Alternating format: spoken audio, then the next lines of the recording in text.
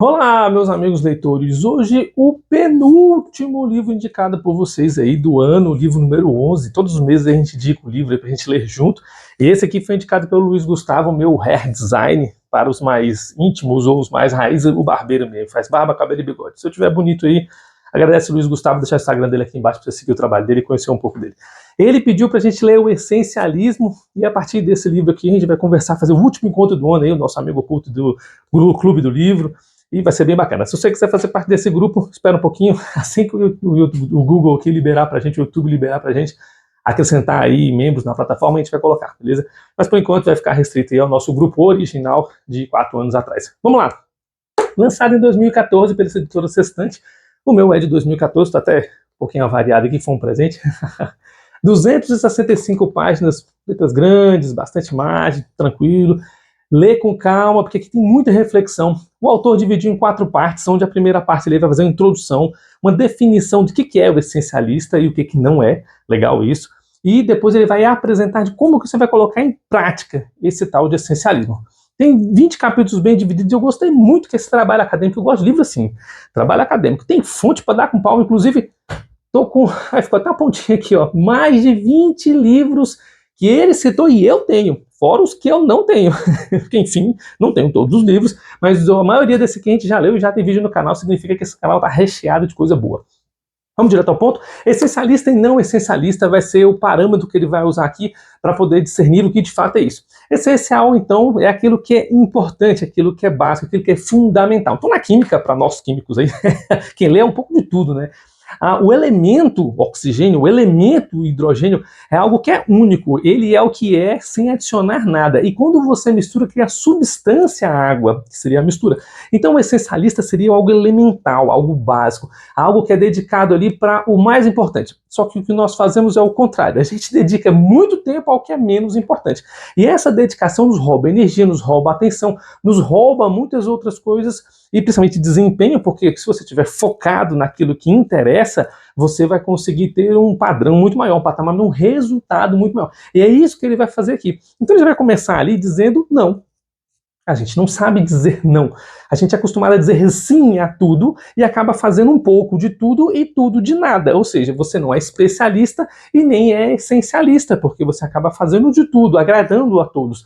E a gente sabe que o brasileiro é assim. O brasileiro sempre arruma um jeitinho. Ah, bora no churrasco, não bora. Pô, você se comprometeu em arrumar o carro, lavar o carro, ficar com a família. Mas você se comprometeu com outro compromisso tendo esse. Inclusive, ele vai citar vários exemplos interessantes aqui do pessoal que marca 2, 3 eventos no mesmo dia, na mesma hora e não consegue participar de nada direito. Eu, na minha agenda, eu costumo marcar por períodos.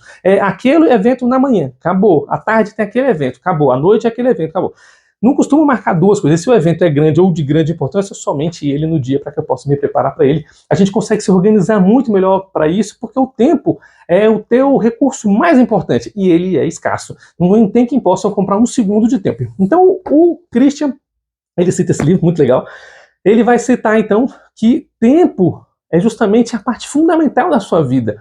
E você tem que saber organizar isso para que você possa ser uma pessoa produtiva. Ele vai dizer aqui, então, que existe o ocupado e existe o produtivo. Ou seja, você está ocupado em alguma coisa, mas está produzindo algo? Essa pergunta é bem legal.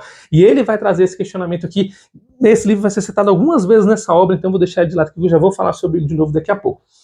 Ele vai falar, então, que o que você está investindo.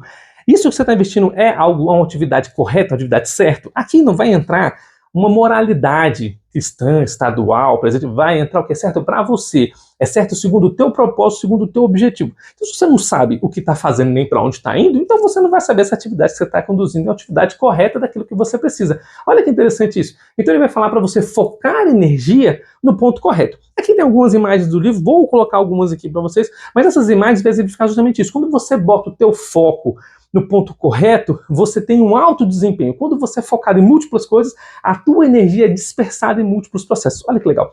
Inclusive, ele vai citar ainda sobre o paradoxo do sucesso.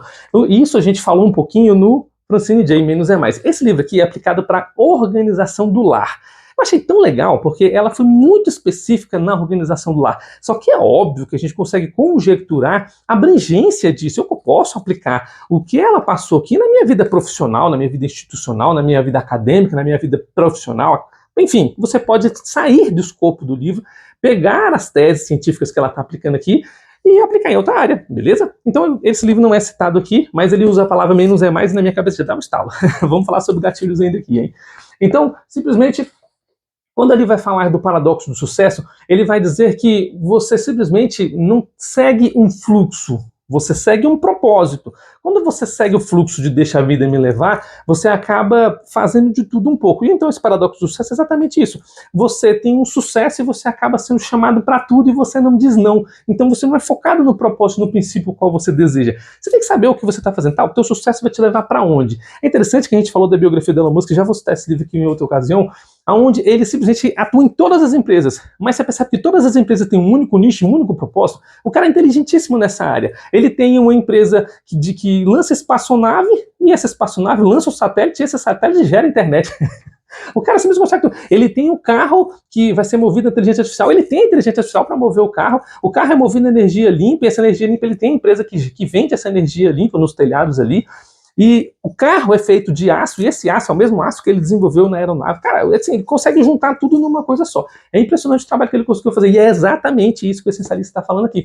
Você focar a tua energia naquele propósito que você precisa. E sair desse paradoxo do sucesso de fazer de tudo um pouco, mas fazer tudo uma coisa só, bem feita. Ele vai fazer um comparativo aqui entre adaptação e ajuste, que eu achei muito interessante citar. Ele vai fazer um teste científico com 3 grupos de cães. Calma, que esse teste é científico e nenhum cachorro foi maltratado no teste. Ele coloca uma coleira elétrica, o cachorro vai receber estímulos elétricos, choque. É bem sutil, bem suave, parecendo aqueles equipamentos de massagem que são elétricos. Mas enfim, são choques. É esse o teste que ele está fazendo aqui. Um grupo de cães que sofrem choque pela coleira tem a opção de tocar uma alavanca, um botão, um mecanismo que para de dar o choque. Então os cachorros com treinamento, eles entendem, se apertou ali o choque para. Se eles se sentirem incomodados, eles vão lá, apertam e o choque para. Um segundo grupo de cães não tem essa opção, a alavanca está lá, mas ele toca e não faz diferença alguma. Esse segundo grupo de cão, então, já que ele não tem alternativa, ele acaba se adaptando à situação e convivendo com aquilo, ok? O terceiro grupo de cães não sofre nenhum choque elétrico, apesar de estar com a coleira. Quando os três grupos de cães já entendem o seu propósito, já entendem como funciona o mecanismo, eles são tirados ali, colocados num campo. Esse campo é dividido em 2 partes, onde se eles estiverem nessa parte de cá, eles sofrem choque. Ao passar para o outro lado, não sofrem choque. Então, basta atravessar o campo por estar no lado que não sofre choque. O grupo de cães que tinha a coleira, que apertava a alavanca, ao passar para o outro lado, para de sofrer choque. Porque ele entendeu que existe a opção de não sofrer o choque. O terceiro grupo de cães, que é aquele que tinha coleira, mas não dava choque, observou o primeiro grupo de cães e foi para o outro lado, porque eles não sofriam choque no primeiro teste, mas agora eles sofrem, então eles se sentem afligidos por aquilo. Então eles vão para o segundo campo e param de sofrer o grupo de choque. O segundo grupo, olha que interessante, como eles se adaptaram a sofrer choque, eles nem pensam na opção, na alternativa de ir para o outro lado, porque já estão adaptados àquela circunstância. Olha a conclusão desse grupo. Nós sempre temos uma escolha. Às vezes você está na sua vida adaptado a algum problema, algum flagelo, alguma dificuldade, e você pensa que não tem opção de sair dessa. E você tem. Basta observar ao redor e ver as opções que existem. E muitas dessas opções não estão no teu campo de visão porque você nem enxerga aquilo como opção. Então você vai ter que fazer algumas reflexões e mudar a tua mentalidade de entender que existem sim, opções. E este canal está aqui para isso. Para aumentar o teu escopo visual e entender que existem muitas outras opções. Para ser muito legal esse teste aqui. Então adaptação e ajuste é exatamente isso. Ajuste é você sair de um modelo de algo que te faz mal para um outro modelo que te faz bem. No caso, o choque incomodava os cães, eles passaram para o outro lado e não dava mais choque. Mas aqueles que estavam adaptados a levar choque, eles conviveram com o choque o tempo todo, sendo que existia a opção de não levar choque. Olha que legal. Ele vai citar então George Orwell, e exatamente esse livro, dizendo que o cavalo trabalha demais e ele agregava trabalhos além do que ele era capaz de suportar por dizer sim ao invés de dizer não em situações. Então ele morreu de tanto trabalhar. E você acreditando que para produzir mais, num país onde a inflação sobe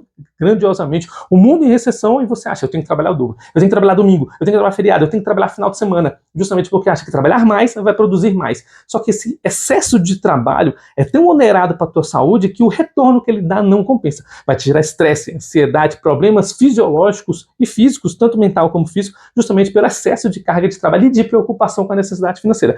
Então a ideia não é trabalhar mais, mas trabalhar inteligente. E esse livro que ele cita fala exatamente que o cavalo faleceu por conta desse excesso de trabalho. Muito legal. O que ele quer dizer, então, que essa história do cavalo do George Orwell, é que o resultado ele vai fazer pouca diferença no processo final. Warren Buffett, olha que calhamaço bonito aqui, menino. Tô quase, já vou trazer.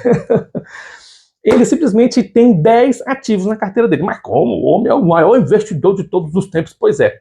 Ele simplifica, ele faz o essencial dentro da sua carteira de investimentos, porque ele entende que administrar 10 empresas, porque o investidor, se você não aprendeu, tem vários vídeos aqui no canal sobre investimento financeiro, ele aplica nos ativos os quais ele é sócio investidor daquela empresa, ele acompanha aquela empresa. Se o Warren Buffett consegue acompanhar 10 empresas, você então, meu amigo, se você fala que acompanha mais do que 10, você tem que dar umas aulas para ele. Eu mesmo só estava acompanhando 2 e já estava difícil. Justamente porque você tem que entender da empresa, você administrar aquela empresa. Então ele vai acompanhar 10 ativos sendo essencialista. E aqui ele ainda vai apresentar, além da tese do Warren, ele cita esse livro, ele vai acompanhar também aqui justamente o princípio de Pareto, que com 20% de esforço você consegue 80% do resultado porque você trabalha inteligente. Justamente porque não é trabalhar mais, mas você focar no teu trabalho em algo inteligente, é usar a cabeça para pensar. Ah, mas como que eu saio dessa situação? Tem muitos livros de investimento aqui. Infelizmente, um insight, ele vai na cabeça de cada um. Você tem que se informar e estudar. Justamente daí, ele vai citar John Maxwell, justamente sobre liderança, onde ele vai falar da desimportância. Essa palavra é bem interessante, porque justamente a gente dá importância a coisas que não são importantes. E como que eu vou desimportar aquilo que eu acredito que seja importante? Ele vai dar um exemplo. Ele vai dizer que se você tivesse investido $1 em 1972, mais de 50 anos atrás, no SP500. SP500 é o grupo dos 500 maiores empresas mais lucrativas que tem dentro da Bolsa. No caso aqui ele vai citar a Bolsa dos Estados Unidos, mas a gente pode botar aqui o nosso Brasilzão. Você acredita que se $1 tinha sido melhor investido nessa empresa ou em outra empresa? Olha que interessante, ele vai citar que teve uma terceira empresa, uma empresa fora do SP500, que ele, nos últimos 50 anos, valorizou muito mais que todas as outras juntas.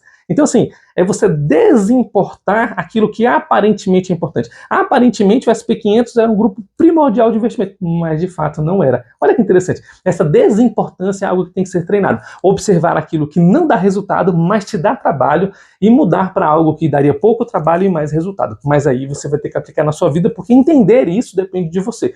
Entender que situação, que trabalho está dando pouco resultado. Dentro do princípio de Pareto, então, você tem que trabalhar pouco e ter um resultado maior, porque você vai trabalhar de forma inteligente. Ok? Então vamos lá, dada essa introdução aqui do que é o essencialista, vamos aos primeiros três passos de como aplicar esse essencialista na sua vida. O primeiro passo é o explorar.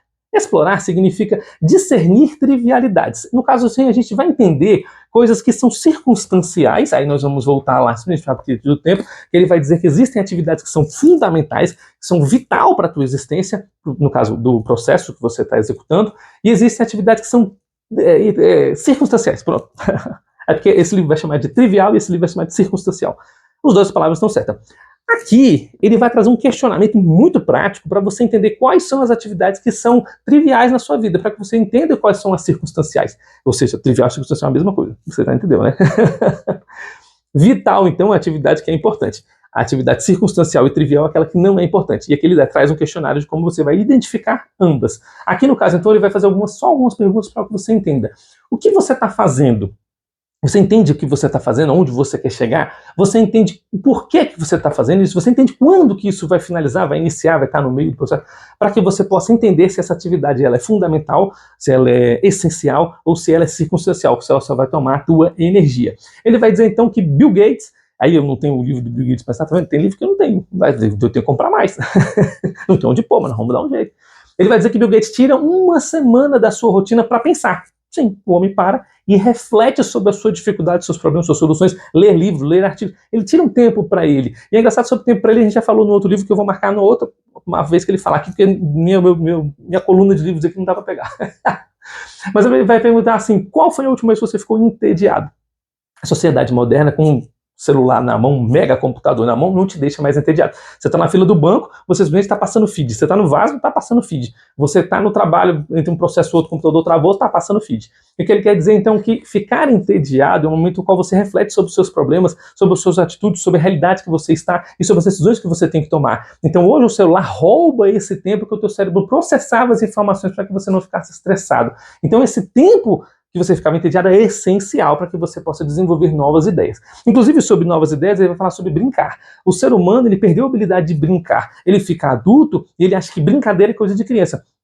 Só que foi brincando que Albert Einstein desenvolveu a teoria da relatividade, onde ele imaginou uma situação no elevador. Então, brincadeiras, eles fazem com que a mente se expanda para a criatividade. Ela estimula a tua criatividade. E essa criatividade é que vai fazer você sair da situação que você está e ter uma situação melhor. Então, olha só que legal. Pare de rolar feed, fique um pouco entediado para que tua cabeça mecanize, pense, raciocine, esteja consciente no presente, entenda a situação que você está e brincando, desenvolvendo novas teorias e ideias descontraídas, você vai simplesmente ser uma pessoa um pouco mais essencialista. Fazer o que é essencial, então, não perder tempo com coisas que são triviais. Ficar rolando feed é trivial, até a circunstancial você está perdendo tempo. Ah, mas eu estou na fila do banco, eu estou perdendo tempo lá também.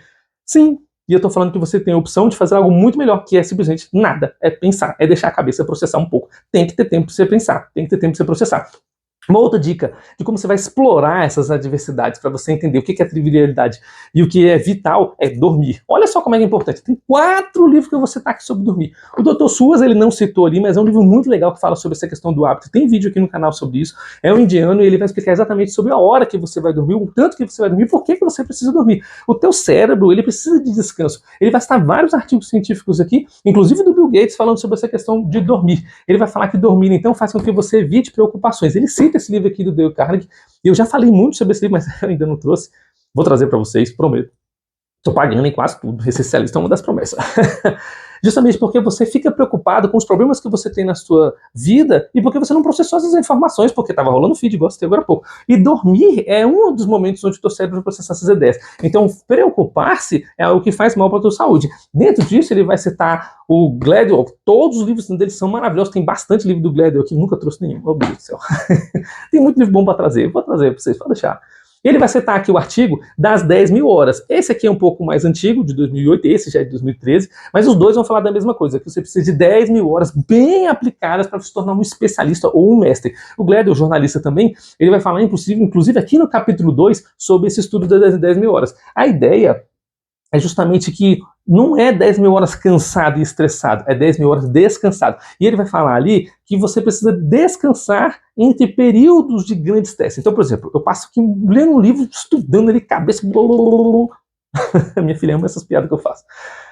E aí tem que dar um cochilinho. Você para. Se você não vai dormir, você medita, você descansa, você vai falar do Google, vai falar de grandes empresas, para que o cérebro absorva essas informações, para que eu possa passar para vocês. E olha que muitas vezes ainda passa errado. Se você já encontrou um erro no vídeo aqui, deixa um joinha, que fica de easter egg, esses errinhos. Alguns são de propósito, alguns, bom, enfim, o professor tem que errar para que o aluno veja o erro e entenda que está fazendo correto. Vamos lá. Ele vai dizer que entre sim e não, você vai dizer sim somente quando ele for óbvio. Vamos comer um churrasco domingo à noite, tudo por minha conta, pode trazer a família, só chegar comigo. Óbvio, já estou chegando. Isso é óbvio. Ele vai colocar então que dizer sim ou não, você vai colocar aquela resposta dentro de escala de 0 a 10. Esse convite do churrasco de 0 a 10 é 8, então é um não. Óbvio é 9 e 10. Mas é porque domingo à noite eu tenho um compromisso ali no ministério, e o irmão tava precisando de mim, eu queria muito ir pro churrasco, então eu vou dar um 6 aqui, quero ir, mas eu não posso. Então é um não óbvio. Sim, óbvio é posso, estou disponível, não vou fazer nada, vou descansar, quero ir pro churrasco. Entendeu? Então dentro do sim e não que você vai dizer, diga sim para quando for óbvio, e todos os demais é não. Se tiver um porém, é não. Entendeu? Para que você possa ter o tempo livre e a cabeça desocupada para ser um essencialista. Bom, é a dica do livro de como que vai explorar esses atributos que são triviais. Amor, o chuveiro queimou, você pode arrumar para mim? Você vai tomar banho agora? Não. Então daqui a pouco eu vou. Daqui 6 meses eu arrumo o chuveiro. Homem assiste, se não arrumar dentro de 6 meses não está arrumado. A segunda parte é sobre eliminar, e é justamente eliminar essas trivialidades. Como que eu vou tirar essas trivialidades da minha vida? Ele vai falar assim, você está fazendo o que é certo? Aí são 3 perguntas para que você possa identificar se esses atributos, essas coisas que você vai fazer são triviais ou são vitais. Você está fazendo o que é certo? Qual que é a razão que você está fazendo isso? Então, certo ali, mais uma vez, não é dentro da moralidade, mas dentro do seu objetivo, é certo para alcançar aquele objetivo? É um passo para alcançar aquele objetivo? Qual que é a razão que eu estou fazendo? Motivo, causa, razão ou circunstância, como dizia o professor Girafales? E é a hora certa. De repente você precisa fazer aquilo é essencial, mas não é agora. Você tem que fazer depois, você pode fazer depois. A ideia, então, é que você entenda que você tem que ter clareza no teu propósito. Você tem que eliminar o que você não quer. Quando você diz sim para alguma coisa, você diz não para todas as outras. Entenda que uma associação muito interessante. Você vai casar, já é casado, ou você pretende casar. Quando você dizer sim para um cônjuge é não para todas as outras opções do mundo. Entenda isso. Não existe meio casado. É casado ou não é casado. Casou é não para todo o resto. E tudo na sua vida tem que ser, sim, essencial. Se você disse sim, domingo à noite eu estaria aí, me comprometo em te ajudar, é não para o churrasco e não interessa o que venha. Ô, parceiro, dá para desmarcar domingo aí porque eu tenho um churrascão ali para Tem que ser responsável. Marcou, marcou. Não dá, não dá. Inclusive, nós vamos comentar um pouco sobre essa questão do não logo logo, de como a gente vai dar outras dicas aí de dizer um não um pouco mais elegante. Ele vai citar, então, os 7 hábitos das pessoas altamente eficazes aqui, dizendo, olha, não com elegância já agora. Ele vai dizer, por exemplo, assim, querido, eu queria muito ir, mas é porque eu já tenho um compromisso marcado para este horário e eu não posso faltar com o meu colega. É um não elegante. Você pode fazer mensagens automáticas, olha, no momento eu estou ocupado, não posso responder. Eu, depois que eu comecei a aplicar a técnica Pomodoro nos meus trabalhos aqui, nos meus estudos, é muito legal, porque o celular tocava, eu já ia direto atender, perdi o foco, voltava, quando eu ia, minha produtividade caía. Então, o celular tá ali, desligado, aliás, tá aqui, eu estou gravando com ele, em modo avião, para ninguém incomodar, e quando eu terminar, simplesmente eu vou atender. Então, quando ele vai dizer aqui dos 7 hábitos, um desses hábitos é justamente você dizer não com elegância. Esse não com elegância, você não ofender outra pessoa. Olha, no momento eu não posso. Eu vou aí domingo à noite para resolver um problema aí. Não, domingo à noite eu tenho um horário reservado justamente para ir ao ministério. Ele vai citar aqui o exemplo, por exemplo, de um cara que ele não queria trabalhar final de semana. O chefe chamou, olha, todo mundo vai vir sábado. Desculpa, sábado é meu dia que eu faço. Não venho. Quer demitir? Demite. Não venho. Então nós vamos fazer no domingo. Não, domingo eu vou na igreja. O dia inteiro não vou. Não trabalho sábado e domingo e acabou. Quer demitir? Demite. Muito legal isso. Você se impor mostra que o seu tempo é necessário. O meu tempo para a empresa é de 8 às 18, você pode usar à vontade. Fora isso, não tem como. Nenhuma vez, porque quando você abre uma vez, você abre precedente para todas as outras. E eu já passei por isso muitas vezes. Quantas horas eu já recebi, quando eu trabalhava de CLT, o triplo do meu salário só de hora extra. Imagina o tanto que eu trabalhava. Feriado, então, quem trabalha com TI sabe disso. Feriado, então, carnaval, era o feriado inteiro. Segunda, terça, quarta, quinta, sexta, sábado, domingo. O feriado inteiro trabalhando, porque era o momento que você podia parar a TI para mexer na rede. Vamos continuar com o livro? Kahneman ele vai citar aqui sobre a heurística de aversão à perda, que é quando você tem medo de você perder aquilo que você conquistou, ou você guarda posições perdedoras com medo de aceitar que você perdeu. E você entender que você vai perder aquele compromisso é descomprometer-se. E isso ele vai chamar de piloto invertido. O que é isso? Irmão, não vou poder ir pro churrasco à noite. Qual o ônus que vai acontecer? Se eu não tiver aí, o que eu vou perder? Vai ter fulano? Sim, mas e aí? De que serve para mim? Esse network, esse know-how vai acrescentar com ele? Não. Então, vamos fazer o seguinte, eu não posso. Se você quiser marcar um outro dia, irei. E nesse eu não posso. Ok? Um abraço, tchau e bênção. Então você entender que descomprometer-se dentro da heurística da aversão à perda é você justamente entender que se aquele processo não te causa dolo, então você pode faltar. Então você pode descomprometer-se.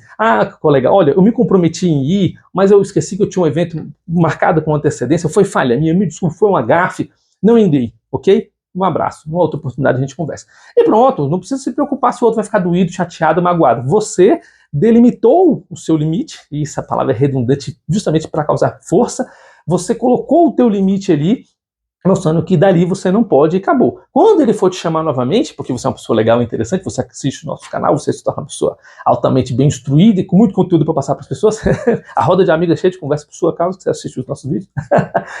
Então ele vai te convidar novamente e vai consultar previamente. Quando eu vou marcar os nossos eventos aqui do livro, eu já sei quais são as pessoas mais ocupadas e as pessoas que têm mais dificuldade, que tem pessoas que moram em outro estado. Fulano, tal dia fica bom para você? Porque eu sei que a dificuldade de deslocamento sua é maior. Fulano, eu sei que sua agenda é bem cheia, nesse dia encaixa para você.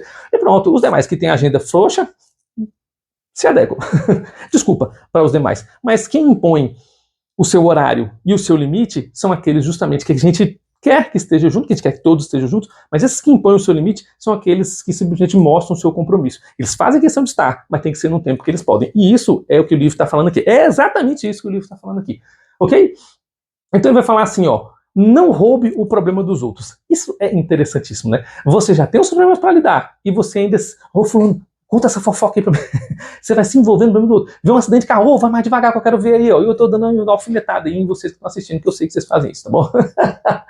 Vamos lá, a terceira parte chama de executar, ou seja, depois de você entender quais são as trivialidades e são as partes vitais, você vai eliminar da sua agenda essas coisas que são triviais e agora você vai colocar em prática. Vou colocar em prática o quê? O que é vital, porque você já tirou o que é trivial. Para colocar o que é vital, você simplesmente tem que entender que existe um esforço para você fazer aquilo aquele projeto, aquele trabalho. E você vai eliminar o que não é, o que vai causar trabalho nesse esforço que você vai fazer, entendeu? Ou seja, você vai diminuir o esforço para alcançar aqueles 80-20 do Pareto que eu citei. O primeiro ponto é prevenir-se de eventualidades que podem acontecer. Aqui explica muito bem. Ele cita vários livros aqui, e quem mexeu no meu Kid é justamente um livro onde vai te ensinar sobre prevenção, ou seja, prevenção já é prévio, para você estar preparado para eventualidades que podem acontecer. Eventualidade pode acontecer. Hoje eu estou cheio de pleonasmo, né? Se essas eventualidades podem vir a acontecer e você já está precavido, então você não vai ter um peso extra naquele trabalho que você tem que executar. Então você vai facilitar aquele trabalho que você tem que fazer. Então, olha só que interessante. Ele vai falar aqui que para você diminuir o prazo que você vai trabalhar. Diminuir o prazo é mais ou menos assim. Você tem 10 dias para entregar o trabalho. Por que você vai deixar para a última hora? Diminuir o prazo é fazer o mais trabalhoso primeiro, começar pelo mais difícil. Você tem que lavar a louça. Pô, vou começar pelas panelas que são grandes, a gente começa pelos copos que são pequenos. Eu começo lá pelos grandes que estão ocupando espaço. Então, primeiro eu organizo ali a louça, eu lá começo lavando os grandes e mais difíceis, porque os copos ali, parceiro, passou, está limpo, acabou. Isso são técnicas para você ganhar tempo. Já o meu querido amigo Elon Musk, já tem vídeo aqui da biografia, ó, no canal, cheirinho de novo, apresentasse da mamãe. Simplesmente ele vai fazer o contrário, ele vai colocar o prazo extremamente apertado para que todos trabalhem em estresse máximo e desenvolvam. Muitas vezes os aviões explodem, como você já viu aí na prática. E aí você vai ter que assistir esse vídeo para você entender como é que ele faz essas proezas. Mas colocando a equipe no limite, eles vão fazer o excesso do excesso, o a mais do a mais. Então não é uma boa técnica. As grandes empresas do mundo trabalham com organização, com tempo de preparo, trabalham com excelência, eles trabalham com folga, eles trabalham com descanso. Já o Elon Musk, ele trabalha desse modo meio louco. Mas funciona, financeiramente é rentável, porque ele bota o cara para trabalhar ali 40 horas seguidas sem dormir, sem comer, e quando o cara desmaia, ele chama outro. Mas não é assim que a empresa trabalha, a empresa valoriza a pessoa. Bom, você pode encontrar um meio termo e o equilíbrio entre os dois, né? Como é que trabalhar de forma altamente produtiva, mas dentro do horário de trabalho, sem que possa estressar tanto o funcionário. Enfim, o jeito que ele trabalha, eu quis trazer para vocês, porque não é citado o exemplo do Elon aqui, mas eu trouxe para vocês entenderem o comparativo, porque ele está dizendo justamente você trabalhar no prazo, e aqui ele vai trabalhar no prazo extremamente curto para que você possa alcançar o seu limite. Sempre, o Lambo sempre vai no limite. Isso é muito doido. Então ele vai falar para você identificar o caminhante lento. Numa corrida da escola, um treinamento ali, tem uns alunos que correm mais rápido, outros correm mais lento. Ele fala assim, para o professor fazer a tropa andar junto, ele pega o caminhante mais rápido, coloca ele no fim da fila, de modo que ele não pode ultrapassar os outros, e o mais lento na frente. Então toda tropa corre no ritmo mais lento. É alguma coisa que está trabalhando no teu processo. Entenda a analogia.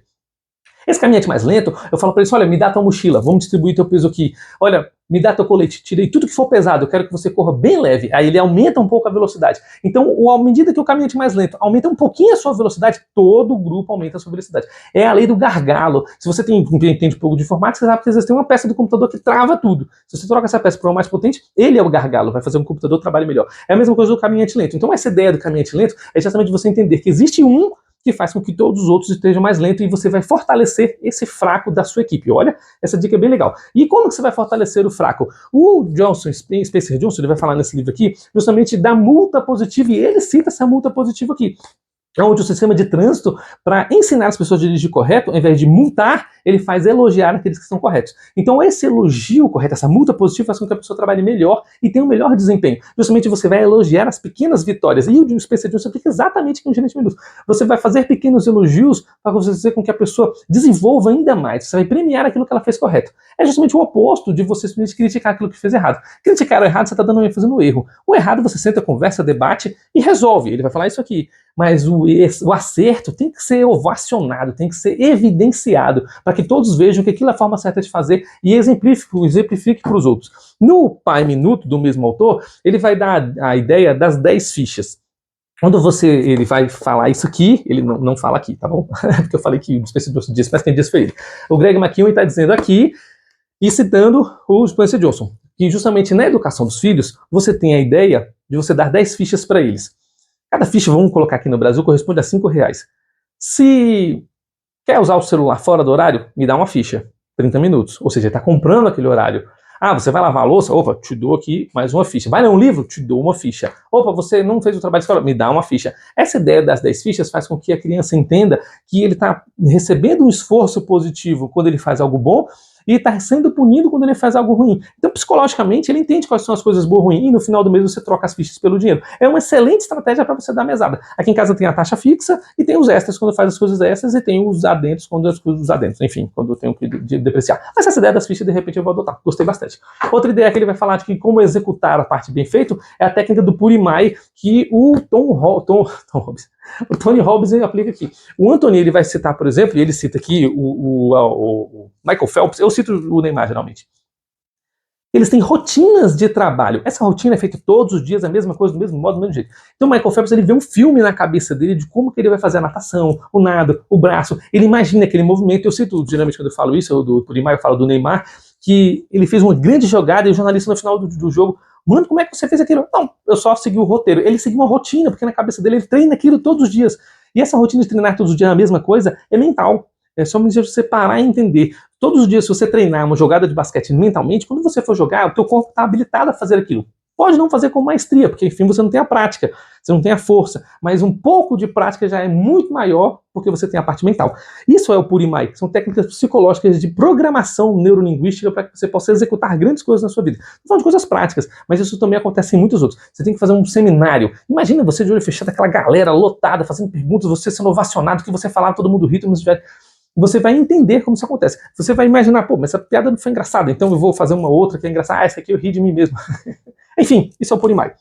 Beleza? E esse livro aqui é obrigatório para todo ano. Tem que ler uma vez por ano.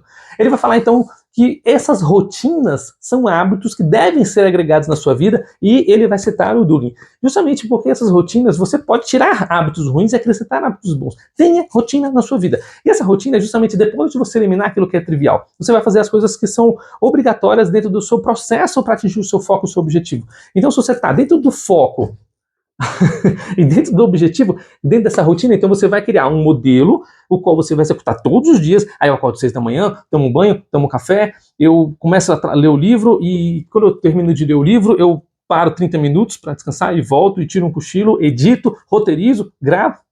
Você entendeu? É um processo que você vai estar na sua vida. Com foco, porque o foco é justamente você entender o que é mais importante agora, nesse momento, nesse segundo, e não depois. Foco é o que você está fazendo agora. Nesse momento você está vendo esse vídeo, então preste atenção no que você está vendo e, se possível, anote para que o seu cérebro raciocine e entenda o que você está aprendendo. E hábito é criar um hábito de assistir esse vídeo sempre, ou os outros vídeos desse canal, porque esse hábito é que vai fazer você uma pessoa melhor. Você já pensou? Eu tenho aqui quase 150 vídeos aqui.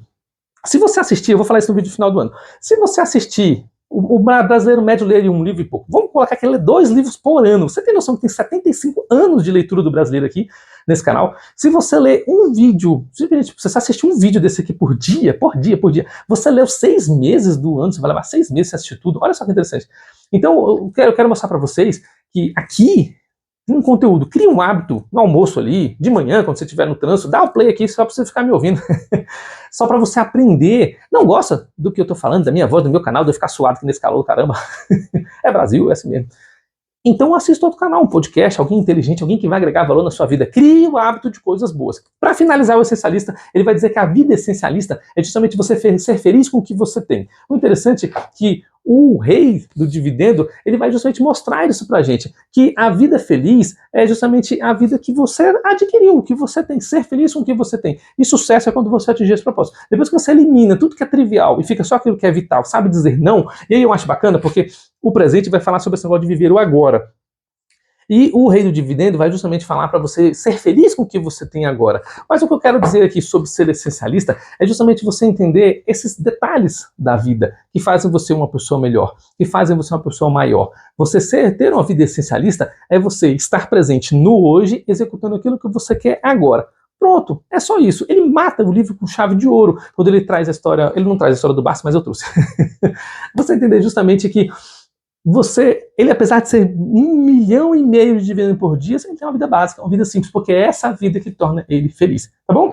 É um prazer ler mais esse livro com vocês. Um forte abraço aí pro pessoal do Clube do Livro que está indicando os livros, um forte abraço pro Luiz Gustavo que indicou mais esse livro. Mais uma vez reiterando, vou deixar o Instagram dele aqui embaixo para você acompanhar o trabalho dele. É o penúltimo livro do ano e mês que vem já tem mais um, já está terminando, já está quase tudo gravado. Enfim, a gente trabalha por organização, tudo já quase tudo tá gravado. Ano que vem vai ser um trabalho diferente e eu falo para vocês no último vídeo. Muito obrigado por mais essa leitura. Fica os 7 shorts aí para vocês desse livro e até a próxima.